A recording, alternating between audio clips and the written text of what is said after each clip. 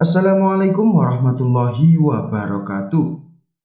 Sahabat Babar Official beriman, bagaimana kabarnya? Semoga kita selalu dalam lindungan Allah Subhanahu wa Ta'ala dan dilancarkan rezekinya. Amin, amin ya Rabbal 'Alamin.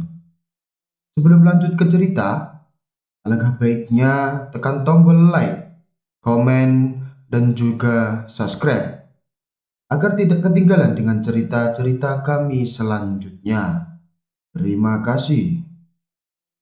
Sudah bertahun-tahun Baginda Raja Harun Ar-Rasyid ingin mengalahkan Abu Nawas. Namun perangkap-perangkap yang selama ini dibuat semua bisa diatasi dengan cara-cara yang cemerlang oleh Abu Nawas. Baginda Raja tidak putus asa. Masih ada puluhan jaring muslihat yang telah disiapkannya untuk menjerat dan menghukum Abu Nawas.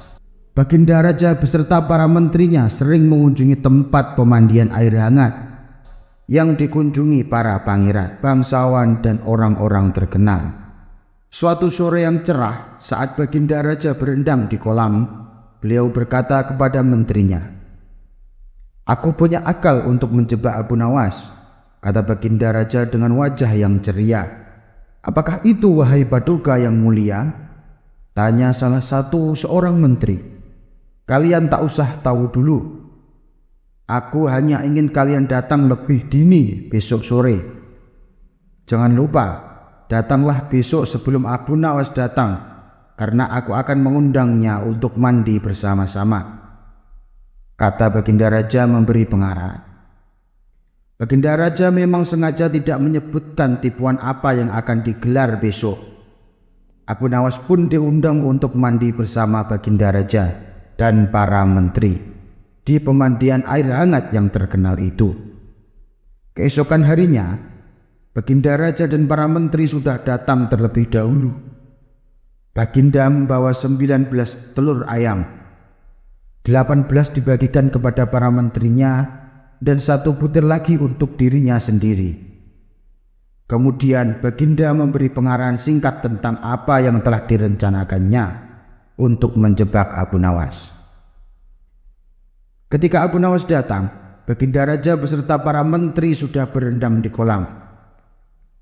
Abu Nawas pun lalu melepas pakaiannya dan langsung ikut berendam. Abu Nawas berharap-harap cemas, kira-kira permainan apa lagi yang akan dihadapinya. Mungkin permainan kali ini lebih berat karena Baginda Raja tidak memberi waktu untuk berpikir. Tiba-tiba Baginda Raja membuyarkan lamunan Abu Nawas. Beliau lalu berkata kepada Abu Nawas, "Hei Abu Nawas, aku mengundangmu mandi bersama karena ingin mengajak engkau ikut dalam permainan kami," kata Baginda Raja.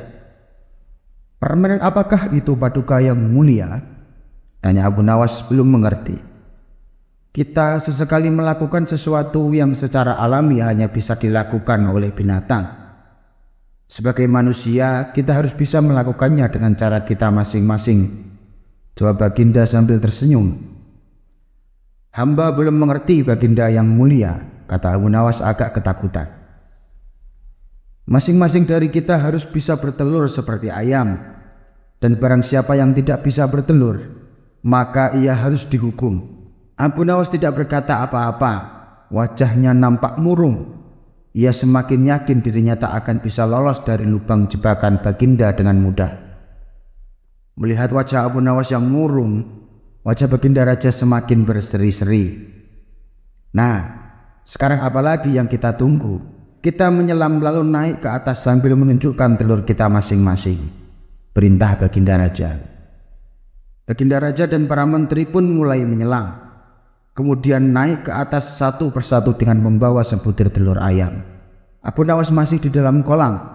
Ia tentu saja tidak sempat mempersiapkan telur, karena ia memang tidak tahu kalau ia diharuskan bertelur seperti ayam. Kini Abu Nawas tahu kalau Baginda Raja dan para menterinya telah mempersiapkan telur masing-masing 1 butir. Karena belum ada seorang manusia pun yang bisa bertelur dan tidak akan pernah ada. Karena dadanya mulai terasa sesak, Abu Nawas cepat-cepat muncul ke permukaan dan kemudian naik ke atas. Baginda Raja langsung mendekati Abu Nawas. Abu Nawas nampak tenang. Bahkan ia berlaku aneh. Tiba-tiba saja ia mengeluarkan suara seperti ayam jantan berkokok. Keras sekali sehingga Baginda dan para menterinya merasa kaget dan heran. "Ampun tuanku yang mulia, hamba tidak bisa bertelur seperti Baginda dan para menteri," kata Abu Nawas sambil membungkuk hormat. "Kalau begitu engkau harus dihukum," kata Baginda Raja bangga. "Tunggu dulu wahai tuanku yang mulia," kata Abu Nawas memohon. "Apalagi wahai Abu Nawas?"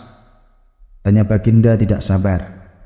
"Paduka yang mulia, sebelumnya izinkan hamba membela diri. Sebenarnya kalau hamba mau bertelur, hamba tentu mampu. Tapi hamba merasa menjadi ayam jantan, maka hamba tidak bisa bertelur. Hanya ayam betina saja yang bisa bertelur," kata Abu Nawas sambil membusungkan dada. Baginda Raja tidak bisa berkata apa-apa. Wajah Baginda dan para menterinya yang semula ceria penuh kemenangan, kini mendadak berubah menjadi merah padam karena malu. Sebab mereka dianggap ayam betina. Abu Nawas memang cerdik. Baginda Raja Harun ar-Rasyid dan para menterinya pun segera berpakaian dan kembali ke istana tanpa mengucapkan sepatah kata pun. Memang Abu Nawas banyak akalnya dan telah diakui oleh para ilmuwan sebagai ahli mantik atau ilmu logika. Gampang saja baginya untuk membolak-balikkan dan mempermainkan kata-kata guna menjatuhkan mental lawan-lawannya. Abu Nawas belum kembali, kata istrinya. Ia bersama pendeta dan seorang ahli yoga sedang melakukan pengembaraan suci. Padahal saat itu Baginda amat membutuhkan Abu Nawas. Beberapa hari terakhir, Baginda merencanakan bangunan istana di awang-awang. Karena sebagian besar raja-raja negeri sahabat telah membangun bangunan yang luar biasa. Baginda pun tidak ingin menunggu Abu Nawas lebih lama lagi. Beliau lalu mengutus beberapa orang kepercayaannya untuk mencari Abu Nawas. Namun, mereka tidak berhasil menemukan Abu Nawas, karena Abu Nawas ternyata sudah berada di rumah ketika mereka baru berangkat. Abu Nawas lalu menghadap Baginda Raja Harun. Baginda pun amat riang. Saking gembiranya, beliau mengajak Abu Nawas bergurau. Setelah saling tukar-menukar cerita lucu, Baginda pun mulai mengutarakan rencananya. "Aku sangat ingin membangun istana di awang-awang agar lebih terkenal di antara raja-raja yang lain. Adakah kemungkinan keinginanku ini terwujud, wahai Abu Nawas?" tanya Baginda Raja. "Tidak ada yang tidak mungkin dilakukan di dunia ini, Paduka yang mulia," jawab Abu Nawas berusaha mengikuti arah pembicaraan Baginda. "Kalau menurut pendapatmu, hal itu tidak mustahil diwujudkan, maka aku serahkan sepenuhnya tugas ini kepadamu," kata Baginda puas. Abu Nawas terpanjat. Ia menyesal telah mengatakan kemungkinan mewujudkan istana di awang-awang. Tetapi nasi telah menjadi bubur. Kata-kata yang telah terlanjur didengar oleh Baginda tidak mungkin ditarik kembali. Baginda memberi waktu Abu Nawas beberapa minggu. Rasanya tidak ada yang lebih berat bagi Abu Nawas kecuali tugas yang diembannya sekarang. Jangankan membangun istana di langit, membangun sebuah gubuk kecil pun sudah merupakan hal yang mustahil dikerjakan. Hanya Tuhan saja yang mampu melakukannya, gumam Abu Nawas. Hari-hari berlalu seperti biasa. Tak ada yang dikerjakan Abu Nawas kecuali memikirkan bagaimana membuat Baginda merasa yakin kalau yang dibangun itu benar-benar istana di langit. Seluruh ingatannya dikerahkan dan dihubung-hubungkan. Abu Nawas bahkan berusaha menjangkau masa kanak-kanaknya.